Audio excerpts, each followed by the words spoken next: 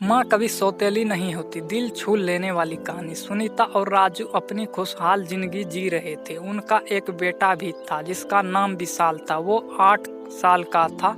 बहुत प्यारा बच्चा है विशाल। राजू को काम की वजह से परिवार के साथ समय बिताने को नहीं मिलता था, परंतु सुनीता को अपने पति से कोई शिकायत नहीं थी, क्योंकि वो जानती थी कि राजू कितनी मेहनत करता है और वो ये सब अपने परिवार के लिए ही कर रहा है। सुनीता बहुत समझदार थी। वो राजू और विशाल का बहुत ध्यान रखती थी। वो घर और बाहर का सब काम खुद ही संभाल लेती थी। बिजली के बिल से लेकर विशाल के स्कूल की फीस तक सारा काम सुनीता ही संभालती थी। इसलिए राजू भी निश्चित था, परंतु होनी को कौन टाल सकता है। एक दिन जब सुनीता बैंक में पैसे जमा करा कर वापस लौट रही थी तो अचानक एक ट्रक से टकरा जाती है और उसका एक्सीडेंट हो जाता है। पुलिस उस ट्रक वाले को पकड़ लेती है। कुछ लोग सुनीता को अस्पताल ले जाते हैं, परंतु खून ज़्यादा बह जाने से डॉक्टर उसे बचा नहीं पाते हैं। अब राजू पर तो जैसे दुखों का पहाड़ पड़ गया हो।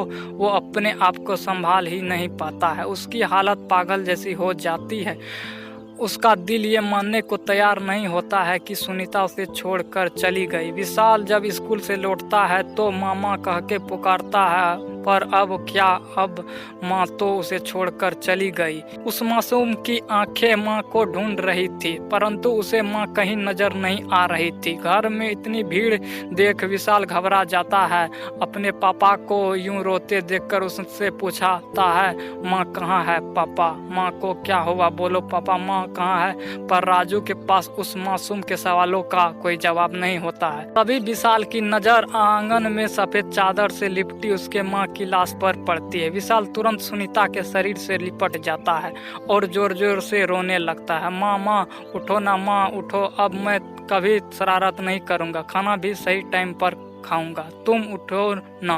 विशाल की ये हालत राजू से देखी नहीं जाती। वो विशाल को अपने सीने से लगा और दोनों जोर जोर से रोने लगते हैं। शामिल हुए कुछ रिश्तेदारों में से कुछ लोगों ने दोनों बाप बेटे को सांत्वना दी और राजू को समझाया कि अब सुनीता के अंतिम संस्कारों का समय हो गया है। राजू ने अपने आप को संभाला और सुनीता को अंतिम विदाई दी।